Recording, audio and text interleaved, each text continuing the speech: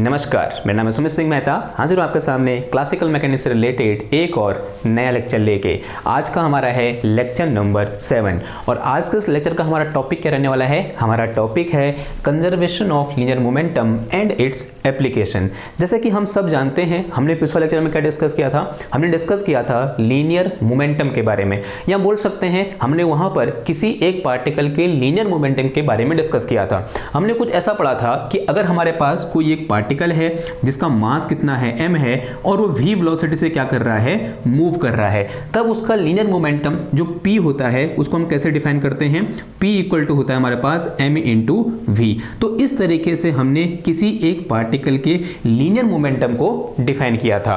अब आज के इस लेक्चर में हम क्या डिस्कस करेंगे, हम एक स्पेशल कंडीशन के बारे में डिस्कस करेंगे, जिस कंडीशन के अंदर लीनियर मोमेंटम क्या रहता है, हमारा कंजर्व रहता है, या बोल सकते हैं अनचेंज रहता है, या फिर बोल सकते हैं कांस्टेंट रहता है। और इसी को हम क्या बोल देते हैं, कंजर्वेशन ऑफ लीनियर मोमेंटम बोल देते हैं। और वही क्या है, हमारे टॉपिक का नाम है। आई होप आपको समझ में आ गया होगा कि आज का हमारा एम क्या होने वाला है। अगर एम समझ में आ गया तो फटाफट से हिंट डालो, क्या, principal of conservation of linear momentum. और प्रिंसिपल क्या होता है या उसका स्टेटमेंट क्या होता है वो हम डिस्कस कर लेते हैं। मैंने यहां पर लिखा भी है, आप इसको ऐसे नोट भी कर सकते हो, और जो मैं बोल रहा हूं उसको आप सुन भी सकते हो। तो principal of conservation of linear momentum कहता है कि अगर हमारे पास कोई एक सिस्टम है, मान लिया एक कोई आर्बिट्री सिस्टम है, और इस सिस्टम की कुछ खासियत है। पहली खासियत क्या है, ये सिस्टम कैसा है, आइसोलेटेड है। ठीक है, कैसा सिस्टम है, आइसोलेटेड सिस्टम है। अब आइसोलेटेड सिस्टम का क्या मतलब हुआ, ये मेरे पास क्या है, सिस्टम है। आइसोलेटेड सिस्टम का मतलब होता है ऐसा सिस्टम जिसका अपनी सराउंडिंग से कोई लेना देना नहीं है। जैसे आइसोलेटेड 2019 से लेकर 2021 तक बड़ा फेमस रहा था। क्यों रहा था, बिकॉज बहुत से लोग कहाँ गए थे, आइसोलेशन में गए थे। यानी आइसोलेशन का मतलब क्या होता है कि उस इंसान को क्या कर दिया गया, बाहरी दुनिया से अलग कर दिया गया। तो इसलिए सिस्टम कैसा सिस्टम है, एक आइसोलेटेड सिस्टम है। यानी इस सिस्टम का बाहरी दुनिया से कोई लेना देना नहीं है। यानी अगर ये मेरे पास पेन है, अगर मैं ये बोलूं ये पेन आइसोलेटेड है, इसका मतलब इस पेन में इसके बाहर जो कुछ भी है उसका कोई भी इफेक्ट नहीं पड़ रहा है। इसके बाहर क्या है, ग्रेविटी है। तो मैं ये अज्यूम करके चलूंगा कि इस पेन में ग्रेविटी का कोई इफेक्ट नहीं है, तभी ये क्या होगा, आइसोलेटेड होगा। पहली कंडीशन समझ में आई। यानी इस सिस्टम की खासियत कैसी है, एक ये आइसोलेटेड सिस्टम है। और दूसरी खासियत ये है कि जो सिस्टम है हमारा वो कैसा सिस्टम है, क्लोज्ड सिस्टम है। अब क्लोज सिस्टम का क्या मतलब हुआ, यानी ऐसा सिस्टम, इस सिस्टम से बाहर कोई भी चीज नहीं जा सकती। मान लिया मेरे पास कोई एक सिस्टम है और उस सिस्टम के अंदर n नंबर ऑफ पार्टिकल है, तो उसके अंदर जो नंबर ऑफ पार्टिकल होंगे वो हमेशा क्या रहेंगे, कांस्टेंट रहेंगे। उसी तरीके से एक ये सिस्टम है, ये सिस्टम है, इस सिस्टम में एक मेरे पास ये पीछे वाला भाग है, एक इसका ढक्कन है, और ऐसे घुमाने वाला भाग है। इस सिस्टम के अलग अलग पार्ट हैं। तो अब मैं इसमें कोई एक्स्ट्रा पार्ट न तो ऐड कर सकता हूं और ना यहां से कोई पार्ट बाहर जा सकता है। इसका मतलब एक कैसा सिस्टम है, एक क्लोज्ड सिस्टम है। ये बात समझ में आई आपको। तो this is a close system, यानी इसमें मैं कोई भी मास एक्स्ट्रा ऐड नहीं कर सकता। क्लोज सिस्टम का मतलब समझ में आ गया। ओके, अब मेरे पास एक सिस्टम है जिसकी दो खासियत हैं, वो आइसोलेटेड है और क्लोज सिस्टम है। अगर ये हो कि इस सिस्टम में लगने वाला नेट फोर्स कितना हो जाए, 0 हो जाए। अब क्या हो, पहली कंडीशन आइसोलेटेड, दूसरी कंडीशन क्लोज, और तीसरी कंडीशन कि इस सिस्टम में लगने वाला नेट फोर्स अगर 0 हो जाए, तब इस सिस्टम का जो लीनियर मोमेंटम p होता है वो कांस्टेंट होता है। और इसी को हम क्या बोल देते हैं, कंजर्वेशन ऑफ लीनियर मोमेंटम बोल देते हैं। तो कंजर्वेशन ऑफ लीनियर मोमेंटम का स्टेटमेंट क्या हो जाएगा, तो यहां बोलते हैं principle of conservation of linear momentum का स्टेटमेंट क्या हो जाएगा, तो हम बोलेंगे according to the principle of conservation of linear momentum, if we have a system which have property, या बोलते हैं if we have a isolated closed system, then linear momentum of this system remain constant if net force acting on the system is 0। ठीक है, अगर मेरे पास कोई एक isolated और क्लोज सिस्टम है, तब उस सिस्टम का लीनियर मोमेंटम कंजर्व रहता है या फिर कांस्टेंट रहता है, बशर्ते उस पर लगने वाला नेट फोर्स कितना हो, जीरो हो। तो this is statement of conservation of linear momentum. आपको इसको क्या रखना है, याद रखना है, या फिर इस चीज को समझ के चलना है, ठीक है। और जो मैंने यहाँ से मुंह से बोला वही मैंने यहाँ पर लिख दिया है। एक बार और बोल दूं, मैं बार बार बोलूंगा तो आपको याद होने की संभावना बढ़ जाएगी। तो क्या लिखा है देखो, according to principle of conservation of linear momentum for any isolated and close system momentum remain constant if net force acting on the system is zero. अगर सिस्टम पर लगने वाला नेट फोर्स कितना है, जीरो है। अब इसी चीज को, ये थ्योरेटिकल भाषा थी, इसी को हम कैसे लिख सकते हैं, मैथमेटिकली कैसे लिख सकते हैं। देखो अगर हम मैथमेटिकली बात करें तो मैथमेटिकली इसको हम कुछ इस तरीके से लिख सकते हैं। क्या बोला है उसने, अगर मेरे पास कोई सिस्टम है कि सिस्टम में इफ, ऐसे बोलो, if f net is equal to कितना हो, जीरो हो, यानी सिस्टम में लगने वाला नेट फोर्स कितना हो, जीरो हो, देन यहाँ पर जो मेरे पास लीनियर मोमेंटम ऑफ सिस्टम होगा वो क्या होगा, कांस्टेंट होगा। अब लीनियर मोमेंटम कांस्टेंट होने का मतलब क्या हुआ कि यहाँ पर मोमेंटम में कोई चेंज नहीं आएगा, इसका मतलब। और वी कैन से दैट कि दिस डेल्टा पी का मतलब क्या हुआ, change in momentum will be equal to, बताओ कितना हो जाएगा, this will be equal to zero. तो चेंज मोमेंटम कितना होगा, जीरो होगा, ठीक है। तो मैथमेटिकली हम क्या कर सकते हैं, इस पूरे स्टेटमेंट को इस तरीके से लिख सकते हैं। तो this is mathematical form of principal of conservation of linear momentum. Now इसी चीज को हम प्रूव भी कर सकते हैं, किसकी हेल्प से, न्यूटन के सेकंड लॉ की हेल्प से, या फिर बोल सकते हैं सेकंड लॉ ऑफ मोशन की हेल्प से। अगर मैं इसका प्रूफ देखूं, ठीक है, प्रूफ कैसे करेंगे, ऐसे हम देखो, since we know from second law of motion क्या होता है बताओ, from second law of motion net force acting on any system is equal to rate of change of linear momentum। ये होता है नहीं होता है, आंसर है हाँ जी होता है। अब अगर मैं ये बोलूं कि if net force acting on system is equal to zero, यानी एफ नेट की वैल्यू कितनी है, जीरो है, इसका मतलब इस इक्वेशन में अगर left hand side equal to कितना है, जीरो है, तो ऑब्वियस सी बात है जो राइट हैंड साइड होगा वो भी कितना हो जाएगा, जीरो हो जाएगा, यानी dp divided by dt equal to कितना हो जाएगा, जीरो हो जाएगा। और आई थिंक आप लोगों ने कैलकुलस पढ़ी होगी, क्योंकि क्लास 11th और क्लास 12th में कैलकुलस है हमारे वहाँ।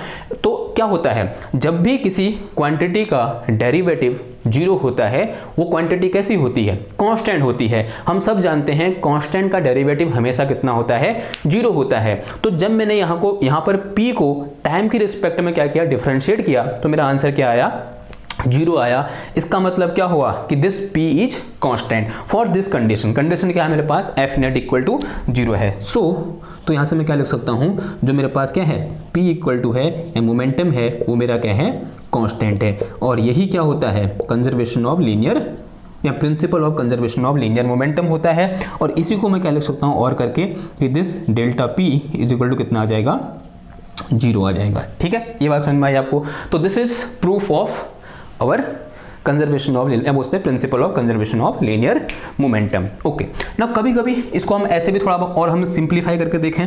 तो मान लिया हमारे पास कोई एक सिस्टम है, उसका इनिशियल मोमेंटम कितना है, pi है, और फाइनल मोमेंटम कितना है, pf है, ठीक है। मैं एक लाइन बोल रहा हूँ, लाइन को लिख के चलूंगा, उसको समझना थोड़ा, ठीक, क्योंकि ये जो मैं बोलने जा रहा हूँ ये थोड़ा क्या होगा, हेल्पफुल होगा जब आप क्या करोगे, इससे रिलेटेड क्वेश्चन सॉल्व करेंगे वहां पर, ठीक है। इफ पी का मतलब क्या हुआ, I is representing initial, if PI is momentum of system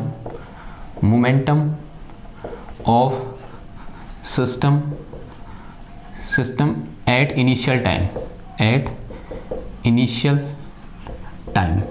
initial time कुछ भी हो सकता है, ठीक है। हम टाइम मेजर कर रहे हैं, किसी टाइम को मैंने इनिशियल टाइम बोल दिया, तो इनिशियल टाइम में जो सिस्टम का मोमेंटम है वो कितना है, PI है, and PF is momentum at any final time, कोई फाइनल टाइम होगा जहां पर हम बोलेंगे स्टॉप, वहां पर जाकर मतलब स्टॉप का मतलब ये मेरा फाइनल टाइम है, ठीक है। अभी से 2 मिनट बाद मेरा फाइनल टाइम होगा, तो फाइनल टाइम क्या हो जाएगा, अभी से 2 मिनट बाद वो क्या होगा, फाइनल टाइम होगा। तो at any final time, then यहां बोल सकते हैं, क्या बोला हमने, if PI is momentum of system at initial time and PF is momentum at any final time, and F net equal to 0, then from conservation of momentum, conservation of momentum को shortcut में क्या लिखते हैं हम, COM लिखते हैं, ठीक। Conservation of momentum क्या हो जाएगा हमारे पास, बताओ, यानी चेंज होगा ही नहीं है, यानी मेरे पास क्या होगा, P इनिशियल किसके बराबर होगा, P फाइनल के बराबर होगा। तो this is my another way to write principle of conservation of momentum, ठीक है। बशर्ते कंडीशन क्या है कि उस सिस्टम पर लगने वाला नेट फोर्स कितना होना चाहिए, 0 होना चाहिए, तब फ्रॉम कंजर्वेशन ऑफ मोमेंटम जो मेरे पास P इनिशियल होगा वो P फाइनल के बराबर होगा। ये बात समझ में आई आपको। नाउ अब यहां पर एक चीज आती है कि this net force is equal to 0। अब इसका मतलब क्या होता है, जैसे मैं एक सिस्टम हूं या नहीं हूं, अब मेरे में अभी क्या हो रहा है, ग्रेविटी नीचे की ओर फोर्स लगा रही है और उसका जो नॉर्मल रिएक्शन है ऊपर की ओर फोर्स लगा रहा है, नेट फोर्स कितना है, 0 है।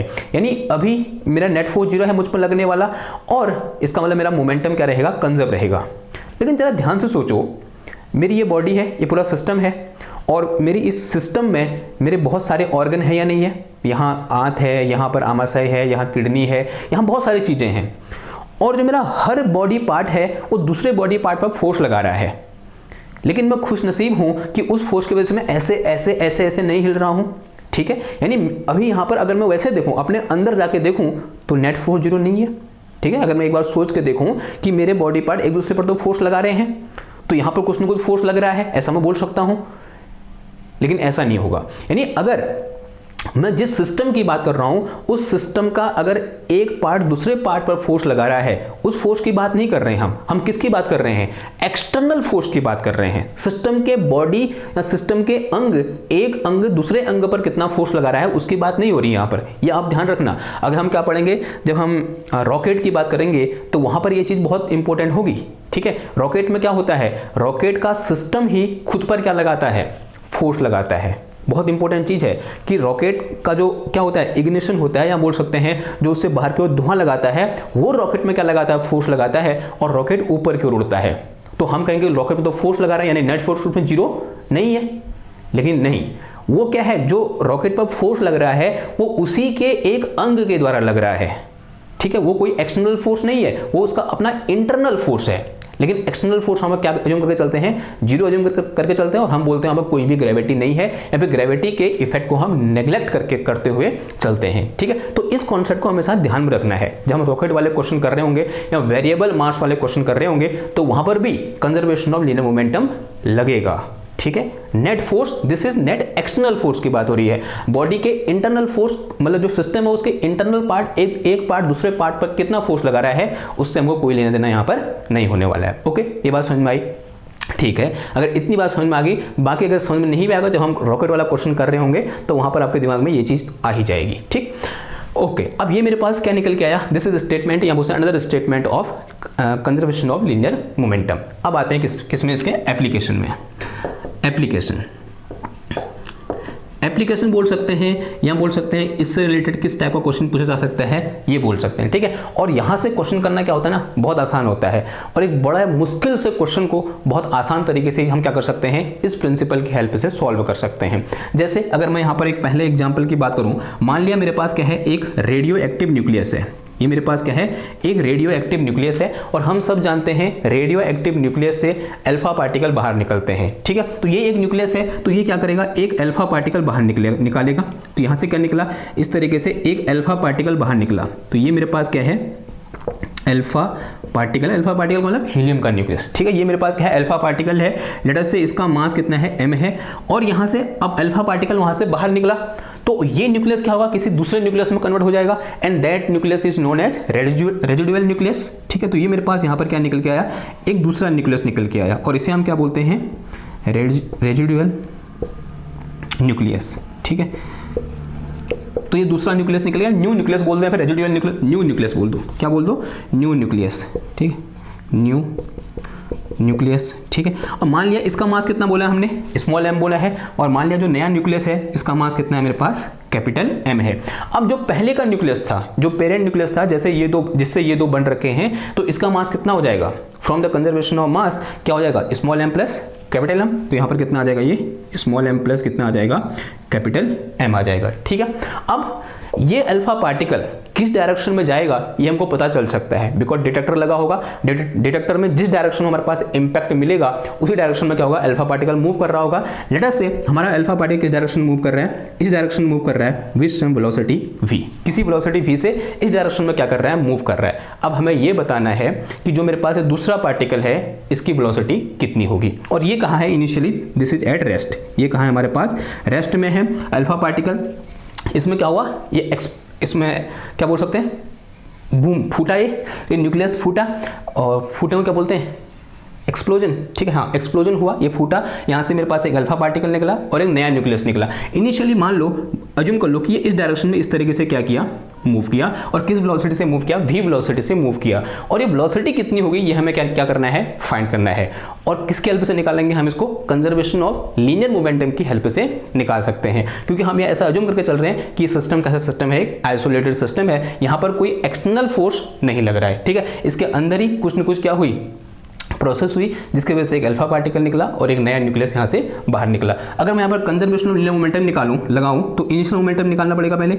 इनिशियल मोमेंटम यानी इनिशियली सिस्टम कैसा है, ऐसा है, तो इनिशियल मोमेंटम क्या हो जाएगा, तो this will be equal to, क्या होता है हमारे पास, momentum equal to mass into velocity होता है। इसका मास कितना है, small m plus capital M है। इसकी वेलोसिटी कितनी है, ये रेस्ट में है, तो वेलोसिटी कितनी हो जाएगी इसकी, 0 हो जाएगा, तो इनटू कितना आ जाएगा, ये 0 आ जाएगा, तो इनिशियल मोमेंटम कितना आ गया, 0 आ गया।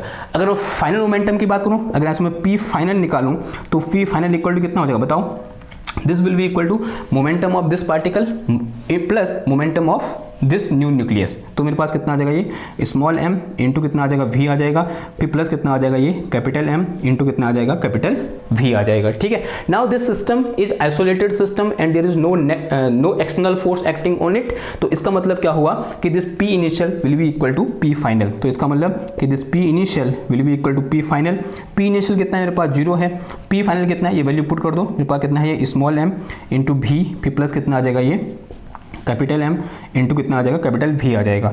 इसको इधर ले आओ, तो यहाँ से मेरे पास capital M into V is equal to कितना आ गया, ये माइनस का स्मॉल m स्मॉल v आ गया। मुझे चाहिए कि यहाँ से कैपिटल V चाहिए, तो capital V is equal to कितना आ जाएगा, ये माइनस का m और इंटू v, और डिवाइड में कितना आ गया, ये कैपिटल M आ गया। तो this is my velocity of new nucleus.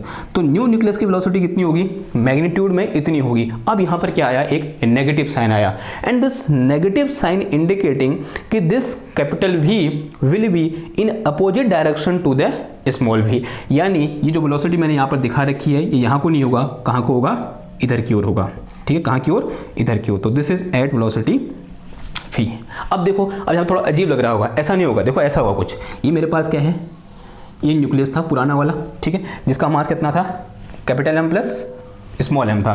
तो यहाँ से एक अल्फा पार्ट जैसे फूटेगा, ये इसमें क्या होगा, एक्सप्लोजन होगा, एक्सप्लोजन ही बोलते ना, मेरे से वो निकल नहीं रहा है, यानी फूटेगा, ये न्यूक्लियस फूटा यूँ करके, और जैसे ये फूटेगा तो यहाँ को क्या निकलेगा, इस डायरेक्शन में एक अल्फा पार्टिकल निकलेगा, और इस डायरेक्शन में क्या निकलेगा, एक दूसरा न्यूक्लियस निकलेगा जिसका मास कितना है, कैपिटल M है, और इसका मास कितना है, स्मॉल m है, इसका मास कितना है, capital M plus small m है, ठीक है, ये बात समझ में आई। तो इस चीज़ को हम इस तरीके से क्या कर सकते हैं, विजुलाइज कर सकते हैं कि ये न्यूक्लियस फूटा, यहाँ से एक अल्फा पार्टिकल निकला, और यहाँ से एक जो दूसरा न्यूक्लियस है वो बाहर निकला, नया न्यूक्लियस बाहर निकला यूँ करके। तो इस तरीके से दिस इज इन, अगर मैं ये बोलूँ कि ये जो डायरेक्शन है दिस इज एक्स एक्सिस, तो alpha particle along x axis होगा, और जो मेरे पास नया न्यूक्लियस है this is along minus x axis, ठीक है। तो इस तरीके से क्या कर सकते हैं हम, इसका एक ये एप्लीकेशन देख सकते हैं, ठीक है। एक और क्वेश्चन करते हैं इससे रिलेटेड, और आपको बेहतर समझ आएगी किसकी, कंजर्वेशन ऑफ मोमेंटम की, ठीक है। इसको मिटाऊँ मैं, ठीक है, आई होप ये हो गया होगा, स्क्रीनशॉट ले लो इसका, फिर मिटा रहा हूँ मैं।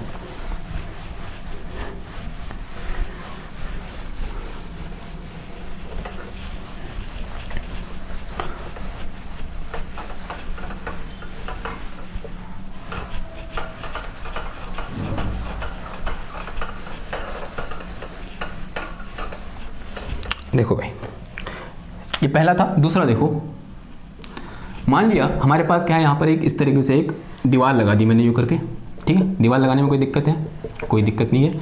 और दिस इज, लेट अस से this is my ex axis, इसे मैंने क्या बोल दिया, एक्स एक्सिस बोल दिया।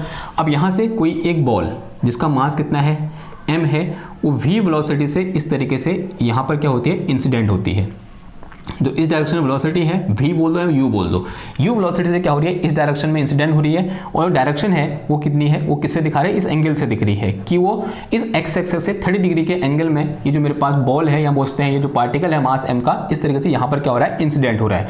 फिर यहाँ से क्या कर रहा है, ये इस तरीके से ऐसे रिफ्लेक्ट हो जा रहा है, यहाँ से रिफ्लेक्शन के बाद यहाँ आया, this is again mass m, और उसकी वेलोसिटी में कोई भी चेंज नहीं हुआ, यानी उसकी वेलोसिटी इनिशियली कितनी थी, u थी, और टकराने के बाद भी कितनी है, u है। ठीक है, ओके ना। अब डायरेक्शन में चेंज हो रखा है, पहले इधर की ओर आ रहा था, अब इधर की ओर आ रहा है। अगर डायरेक्शन में चेंज हो रखा है तो यहाँ पर कुछ न कुछ मोमेंटम में भी क्या हुआ होगा, चेंज हुआ होगा। तो मोमेंटम में चेंज कितना हुआ वो हमें क्या करना है, फाइंड करना है। अब देखो, अब मुझे पता नहीं है कि ये एक्स एक्सिस के लॉन्ग आ रहा है या फिर वाई एक्सिस के लॉन्ग आ रहा है। अगर उसको ध्यान से देखूं तो ये पार्टिकल एक्स एक्सिस में वेरी कर रहा है और वाई एक्सिस में वेरी कर रहा है। अगर मैं इस एक्सिस को क्या बोलूं, अगर मैं इसे क्या बोलूं, वाई एक्सिस बोलूं, तो आप देख सकते हो ये जो पार्टिकल है मास m का, ये एक्स एक्सिस में तो आ ही रहा है, साथ ही साथ वाई एक्सिस में क्या कर रहा है, नीचे की ओर मूव कर रहा है। तो मुझे ये निकालना है कि एक्स एक्सिस में कितना चेंज इन मोमेंटम हुआ और वाई एक्सिस में कितना चेंज इन मोमेंटम हुआ, यानी बिफोर कोलिजन और आफ्टर कोलिजन की बात हो रही है। ठीक है, तो फाइंड, तो ऐसे करके लिख के चलो, find change in momentum, change in momentum along x axis and y axis। ठीक है, तो उसके लिए मुझे क्या करना पड़ेगा, पहले बिफोर कोलिजन एक्स एक्सिस के लॉन्ग मोमेंटम निकालना पड़ेगा, और फिर आफ्टर कोलिजन एक्स एक्सिस के लॉन्ग मोमेंटम निकालना पड़ेगा। फिर क्या करना, दोनों को सब्ट्रैक्ट कर दो, क्या निकल जाएगा, चेन निकल जाएगा। सिमिलरली किसके लिए, वाई एक्सिस के लिए करेंगे। तो सबसे पहले कहाँ देखो, बिफोर कोलिजन, बिफोर कोलिजन। देखो बिफोर कोलिजन होगा क्या, तो उसके लिए मुझे नया डायग्राम बनाऊं, यहाँ बनाते हैं डायग्राम। ठीक है, तो इस तरीके से है मेरे पास कुछ, ये दीवार है, ये एक्स एक्सिस है, यहाँ से पार्टिकल इस तरीके से यहाँ पर आया। ठीक है, इस तरीके से यहाँ पर आया। अब जैसे यहाँ पर टकराने वाला, टकराने से जस्ट पहले देखो ये पार्टिकल आया जिसका मास कितना है, m है, जिसका मास कितना है, m है, और ये एंगल कितना है यहाँ पर, दिस एंगल इज 30 डिग्री, ये एंगल कितना है, 30 डिग्री है। और टकराने के जस्ट पहले उसकी वेलोसिटी कितनी होगी, u होगी, क्योंकि एक कांस्टेंट वेलोसिटी क्या कर रहा है, वो मूव कर रहा है। And this velocity in this direction होगी या नहीं होगी। अगर मैं वेलोसिटी को इन वेक्टर फॉर्म दिखाऊं तो इस तरीके से मैं दिखा सकता हूं, this is vector representation of velocity. वो पार्टिकल इधर को आया नहीं है, हम जानते हैं ना, हम किसी भी वेक्टर को पहले शिफ्ट कर सकते हैं। अब वो वेलोसिटी वेक्टर यहाँ पर था, मैंने क्या किया, अपनी विजुअलाइजेशन को सही करने के लिए उस वेक्टर को पहले शिफ्ट करके यहाँ से आगे ले आया। इससे आगे पार्टिकल आया नहीं है, ये जस्ट वेलोसिटी वेक्टर क्या आया है, आगे आया है। अगर ये एंगल 30 है तो ऑब्वियस सी बात है this angle is also 30 degree. ऐसा होगा नहीं होगा, आंसर है हाँ जी होगा। अब इस वेलोसिटी के दो कंपोनेंट हो जाएंगे, this axis is x axis and this one is y axis. अगर मैं इसका ये वाला कंपोनेंट देखूंगा तो this will be u cos 30 and this will be equal to u sin 30। ये कितना होगा मेरा, u sin 30 के बराबर होगा। अब मेरे पास अगर वेलोसिटी अलोंग एक्स एक्सिस और वेलोसिटी अलोंग वाई एक्सिस पता चलेगी, तो momentum along x axis, sorry velocity along हाँ वाई एक्सिस पता चलेगी, तो इसका मतलब मोमेंटम भी निकाल सकते हैं। अगर मैं ये देखूं initial momentum along x axis निकालूंगा तो this will be equal to mass multiply by velocity along x axis, तो and this is equal to u cos 30 है या नहीं है। अलोंग एक्सिस से कितना है, u cos 30। और अगर मैं यहाँ से क्या निकालूं, p y इनिशियल, यानी momentum along y axis in initial stage, हमें पूछते हैं बिफोर कोलिजन, तो ये कितना हो जाएगा मेरे पास, and this is in downward direction. तो साइन कैसा आएगा, नेगेटिव, बिकॉज ऊपर क्या है प्लस वाई है, तो नीचे कितना हो जाएगा माइनस वाई, तो माइनस का m u और इंटू कितना आ जाएगा, ये साइन 30 आ जाएगा। ठीक है, तो अब कहाँ, ये तो क्या निकल गया बिफोर कोलिजन। अब क्या निकालना हमको, आफ्टर कोलिजन, और आफ्टर कोलिजन निकालने के लिए मुझे ये मिटाना पड़ेगा, तो मिटाते हैं। देखो इसे मिटाऊं मैं,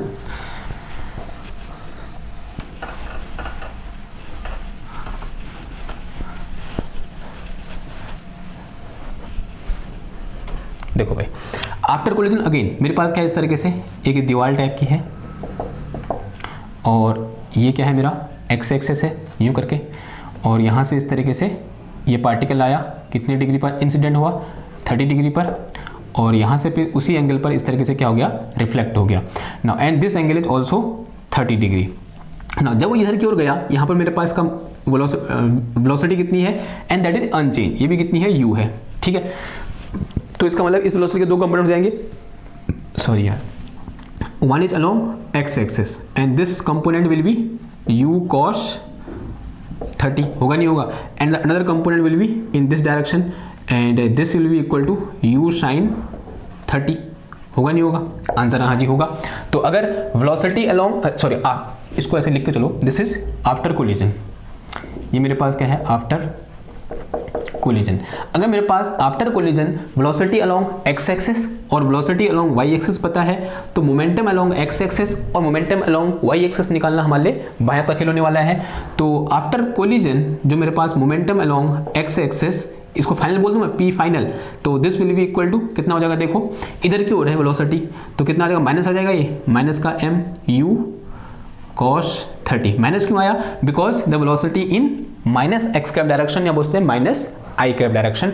और अगर मैं क्या निकालूं यहाँ से, पी वाई फाइनल निकालूं, तो ये तो नीचे की ओर ही है, कितना है देखो, तो this is equal to minus का कितना आ जाएगा, M U sine 30 degree. Okay, ये बात समझ में आई। Now from these 4 equation we can see that there is no change in momentum along Y axes. ध्यान से देखो बात को, अलोंग वाई एक्सेस यहाँ पर मोमेंटम चेंज कर ही नहीं रहा है। यहाँ पर भी इनिशियल मोमेंटम कितना था, माइनस का एम यू साइन 30 था, और यहाँ भी कितना आया, माइनस का एम यू साइन 30 ही आया। दूसरा, अगर मैं किसके अलोंग देखूं, एक्स एक्सेस के अलोंग देखूं, तो मुझे यहाँ पर क्लियरली दिखाई दे रहा है कि एक्स एक्सेस के अलोंग मोमेंटम चेंज हो रहा है, लेकिन सिर्फ और सिर्फ डायरेक्शन में। देखो सिर्फ और सिर्फ डायरेक्शन में, मैग्नीट्यूड उसका क्या है, सेम है। ये किस डायरेक्शन में था, this is along plus x axis, और ये किस डायरेक्शन में आ गया, this is along minus x axis. अब वो कितना होगा वो कैलकुलेट कर लो फिर। तो ये मिटाऊं मैं, ये तो हो ही गया होगा, देखो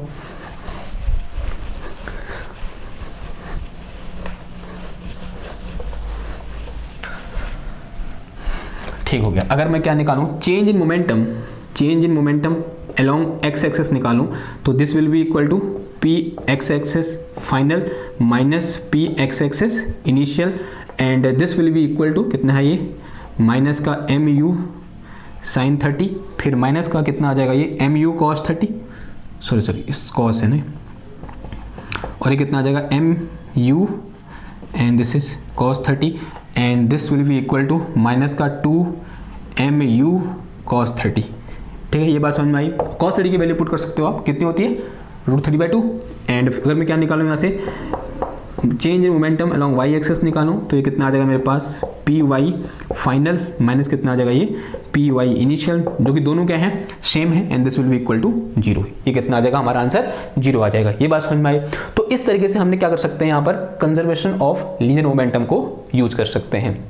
वैसे यहाँ पर उतने बेहतर तरीके से यूज नहीं हुआ, लेकिन हमने यहाँ पर क्या समझा, हम किस तरीके से मोमेंटम को तोड़ सकते हैं। ठीक, कभी कभी यहाँ पर क्वेश्चन आता है कि हम कैसे इम्पल्स फाइंड करो, कि what is impulse along x axis after during collision, and what is impulse along Y axis, निकाल सकते हो आप, बताओ। हमने पढ़ा था impulse is equal to change in momentum, it mean this is equal to impulse, होगा नहीं होगा, and again this is equal to impulse. तो impulse along x axes is this thing and impulse along Y axes is 0।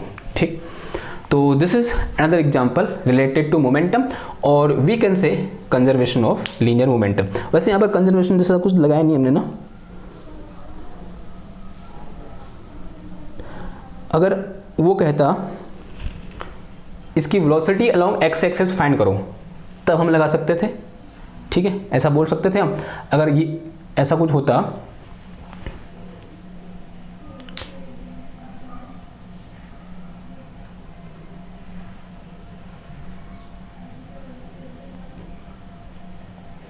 नहीं फिलहाल के लिए ये रहने दो, फिलहाल के लिए बस यहाँ पर क्वेश्चन हमने लिखा हुआ है कि find the change in momentum along x axis, इतना बहुत है। ओके, नाउ अब यहाँ पर एक और देखो एप्लीकेशन हमने इसके बारे में पहले भी बात कर रखी है। जब हम न्यूटन्स के लॉ पढ़ रहे थे, तो वहाँ पर हमने एक बड़ी खूबसूरत चीज़ की थी। हमने क्या किया था, हमने यहाँ पर सेकंड लॉ पढ़ा था, न्यूटन का second law, and that tell us कि net force acting on any system is equal to rate of change of momentum of that system. उस लॉ की हेल्प से, या बोलते उस सेकंड लॉ की हेल्प से हमने ये बोला था कि Newton second law is universal law, यानी उससे हम फर्स्ट लॉ भी निकाल सकते हैं और उससे हम थर्ड लॉ भी निकाल सकते हैं। मैंने वहाँ पर क्या किया था, न्यूटन के सेकेंड लॉ से फर्स्ट लॉ निकाला था, यानी लॉ ऑफ इनर्शिया को क्या किया था हमने, फाइंड किया था। लेकिन मैंने यहाँ पर एक बात बोली थी कि अभी मैं यहाँ पर न्यूटन के सेकेंड लॉ से थर्ड लॉ को ड्राइव नहीं कर रहा हूँ। और ये कब करूँगा मैं, जब हम क्या पढ़ेंगे, कंजर्वेशन ऑफ लीनियर मोमेंटम पढ़ेंगे। हमने पढ़ लिया कंजर्वेशन ऑफ लीनियर मोमेंटम। अगर कंजर्वेशन ऑफ लीनियर मोमेंटम पढ़ लिया तो अब उसको क्या कर लेते हैं, हम देख लेते हैं कि किस तरीके से हम थर्ड लॉ की सेकंड लॉ की हेल्प से थर्ड लॉ को क्या कर सकते हैं, ड्राइव कर सकते हैं। ठीक है, तो इसको मिटाऊं मैं। ओके, ये भी एक अच्छा क्वेश्चन था। हाँ, थोड़ा सा यहाँ पर फील तो उसकी फील नहीं आई, कंजर्वेशन ऑफ लीनियर मोमेंटम की फील नहीं आई, क्योंकि लगा ही नहीं पाए हम, क्योंकि बिना लगाए क्या हो गया, सॉल्व हो गया। अगर ऐसा बोले, सीधे सीधे बोले, बिना लगाए सॉल्व हो गया, बिना लगाए क्या आ गया, आंसर आ गया। लेकिन क्वेश्चन बहुत इंपॉर्टेंट है ये। ठीक है, क्वेश्चन बहुत इंपॉर्टेंट है। ओके, नाउ ऐसे हिंट डालो, ऐसे थर्ड करके लिखो, Newton's third law by second law. Third law by second law, ये बोलते हैं derivation of Newton's third law by the help of second law. देखो कैसे करोगे। मान लिया मेरे पास दो मास है, this is mass m1 and this one is mass m2। एक मास m1 है, एक मास m2 है, and this mass is initially at rest and this mass is moving with velocity, this is u1 जो है 0 है, and this mass is moving with velocity u2। ये मास क्या कर रहा है, कुछ u2 वेलोसिटी से सॉरी इसको मूव कराओ, इसे रेस्ट में रखो क्योंकि मैं टकराना चाह रहा हूँ इनको। तो u2 इज इक्वल टू कितना हो जाएगा, 0, and this u1 is moving and this m1 is moving some velocity u1। ठीक है, ऐसा कुछ बोलो तो थोड़ी देर बाद ये दोनों टकराएंगे। माना यहाँ पर क्या होगा, टकराए दोनों। अब टकराया है, कुछ ना कुछ ड्यूरेशन होगा नहीं होगा, यानी कुछ ड्यूरेशन तक क्या रहेंगे, एक दूसरे के कांटेक्ट में रहेंगे। माना ये t समय तक क्या रहे, एक दूसरे के कांटेक्ट में रहे, यानी यहाँ पर जो t समय तक ये क्या रहे, एक दूसरे के कांटेक्ट में रहे। और जितने समय तक ये दूसरे कांटेक्ट में रहेंगे तो क्या लगाएंगे, ये फोर्स लगाएंगे। लेट अस से इसने क्या किया, इस m2 पर फोर्स लगाया एंड दिस इज F21, और ये m2 ने भी क्या करेगा, इस m1 पर फोर्स लगाएगा and this force is F12। ठीक है, ये बात समझ में आई। फिर फोर्स लगाने के बाद ये हटेंगे यूं करके, और हटने के बाद मान लिया जो मेरे पास m1 है वो v1 वेलोसिटी से मूव करने लग गया, और जो मेरे पास m2 है, m2 मास है, वो v2 वेलोसिटी से क्या करने लग गया, मूव करने लग गया। ठीक है, ओके। और यहाँ पर कोई भी बाहर, ये जो सिस्टम है, कैसा सिस्टम है, एक आइसोलेटेड सिस्टम है, यानी यहाँ पर कोई भी बाहर से एक्सटर्नल फोर्स नहीं लग रहा है। यहाँ पर ये सिस्टम में जो फोर्स लग रहा है, this force is internal force. जो मैं बोल रहा था ना उस समय, ये फोर्स वो नहीं है जो हम वहाँ बात कर रहे हैं। ये क्या है, सिस्टम का एक अंग दूसरे अंग पर क्या लगा रहा है, बोलते हैं एक पार्ट दूसरे पार्ट पर क्या लगा रहा है, फोर्स लगा रहा है। ये दो मास मिलकर क्या बना रहे हैं, एक सिस्टम बना रहे हैं, और इस मास ने इस मास पर क्या लगाया, फोर्स लगाया। तो ये फोर्स वो फोर्स नहीं है जिसको हम जीरो होगा बोल रहे हैं। ठीक है, ये बात समझ में आई आपको। ओके, तो इस फोर्स की बात वहां पर नहीं हो रही, that is net external force की बात हो रही थी। ये बात आपको समझ में आ रही होगी यहाँ पर भी। अगर मैं अब यहाँ पर क्या लगाऊं, कंजर्वेशन ऑफ लीनियर मोमेंटम लगाऊं, तो बताओ क्या होता है, from conservation of linear momentum, या फिर उससे पहले अगर मैं यहाँ से ये निकालूं, F21 निकालूं, तो कैसे निकालूंगा बताओ। तो F21 will be equal to, देखो होता क्या है मेरे पास, from Newton second law, F equal to क्या होता है, this is D by D T of M V के बराबर होता है, या फिर बोलते हैं D P by D T के बराबर होता है, and P will be equal to M V. If M is constant then this will be equal to D V divided by D T. और इसे मैं क्या लिख सकता हूँ, m, this is change in velocity, तो इसको मैं v2 माइनस v1 लिख सकता हूँ, और डिवाइड में कितना आ जाएगा, चेंज इन टाइम या time interval, this is t2 minus t1। इसको मैं इस तरीके से क्या कर सकता हूँ, इस लॉ को ऐसे लिख सकता हूँ। अगर यहाँ से मैं क्या निकालूँ, F21 निकालूँ, यानी फोर्स ऑन 2 ड्यू टू 1, तो फोर्स ऑन 2 ड्यू टू 1 क्या हो जाएगा, उसका मास कितना है, m2 है, यहाँ v2 क्या है, फाइनल वेलोसिटी है, और m2 की फाइनल वेलोसिटी कितनी है, v2 है, फिर माइनस v1 कितना है, उसकी इनिशियल वेलोसिटी है, और m2 की इनिशियल वेलोसिटी कितनी है, 0 है, डिवाइड में कितना था, टाइम पीरियड, यानी जितने टाइम तक फोर्स लगा, कितने टाइम तक फोर्स लगा, t टाइम तक क्या लगा, फोर्स लगा। तो यहाँ से ये कितना आ गया, ये m2 v2 अपॉन कितना आ गया, t आ गया। अगर यहाँ से मैं क्या निकालूं, F12 निकालूं, then this will be equal to, यानी फोर्स ऑन 1 ड्यू टू 2, तो कितना आ जाएगा ये m1 इंटू, यहाँ v2 है, लेकिन इसकी फाइनल वेलोसिटी कितनी है, m1 की कितनी है, v1 है, फिर माइनस ये मेरे पास v1 है, यानी इनिशियल वेलोसिटी, तो m1 की इनिशियल वेलोसिटी कितनी है, u1 है, और डिवाइड में कितना आ गया, ये t आ गया, and say it is some equation number 1 और इसे क्या बोल दो, इक्वेशन नंबर 2 बोल दो। Now from conservation of momentum, अगर मैं कंजर्वेशन ऑफ मोमेंटम लगाऊंगा तो फ्रॉम कंजर्वेशन ऑफ मोमेंटम क्या होता है, P initial is equal to P final के बराबर होता है। P initial is equal to P final. P initial का मतलब क्या हुआ कि इस पूरे सिस्टम का इनिशियल मोमेंटम यानी टकराने से पहले इस बॉल का मोमेंटम कितना हो जाएगा, बोल से इस मास का मोमेंटम कितना हो जाएगा, m1 इंटू u1, फिर प्लस इसका कितना हो जाएगा ये m2 इंटू 0 बिकॉज u2 कितना है 0 है, and this will be equal to final momentum and टकराने के बाद जो मोमेंटम है, एंड इसका कितना हो जाएगा, देखो दिस इज m1 v1, फिर प्लस इसका कितना हो जाएगा ये m2 v2, ये तो 0 हो गया। तो यहाँ से मेरे पास m1 u1 is equal to कितना आ गया ये m1 v1 एंड फिर प्लस कितना आ जाएगा ये m2 v2। इसको उधर ले आओ तो यहाँ से मेरे पास m1 u1 और माइनस कितना आ जाएगा ये m1 v1 is equal to this is m2 v2। दोनों ओर से m1 कॉमन आ जाएंगे तो, और माइनस भी कॉमन ले लो, विथ नेगेटिव साइन कॉमन ले लिया और ये मेरे पास कितना आ गया ये v1 माइनस u1 आ गया, and this is equal to, इस माइनस को ले आओ, this is equal to minus का m2 इंटू v2, यानी जो मेरे पास m1 u1 minus sorry v1 minus u1 है, this is equal to minus का m2 v2। तो इस इक्वेशन में नाउ इन इक्वेशन कौन सी इक्वेशन 2, तो अगर मैं इक्वेशन 2 में देखूं तो मेरे पास यहाँ से क्या आ जाएगा, जो f12 है this will be equal to, जो ये ऊपर का टर्म है this will be equal to minus का m2 v2, होगा नहीं होगा, m2 v2 अपॉन कितना आ जाएगा ये t आ जाएगा। अब इस चीज़ को देखो, ये जो चीज़ यहाँ ब्रैकेट के अंदर है this thing will be equal to f21 है या नहीं है, तो यहाँ से मेरे पास f12 is equal to minus का f21, ठीक। तो from here and this is Newton's third law, यही क्या है हमारा न्यूटन का थर्ड लॉ है, क्रिया प्रतिक्रिया का नियम है और एक्शन एंड रिएक्शन का नियम है। दिस लॉ टेल अस कि this f12 will be equal to f21 in magnitude but this negative sign indicating कि the direction will be opposite to each other, ठीक है। तो this is how we can use conservation of momentum to drive Newton's third law by the help of second law, ठीक है। तो this is all about conservation of linear momentum और we can say application of conservation of linear momentum, ठीक होगी बात। तो इस lecture को यहाँ पर क्या करते हैं, एंड करते हैं। अब नेक्स्ट लेक्चर में हम किसकी बात करेंगे, रॉकेट की बात करेंगे, मतलब जो वेरिएबल मास वाला सिस्टम होगा उसकी बात करेंगे, बहुत इंपॉर्टेंट है। वहाँ पर हम सबसे पहले क्या करेंगे, रॉकेट को उड़ाएंगे और बिना ग्रेविटी के उड़ाएंगे, हम कहेंगे ग्रेविटी है ही नहीं।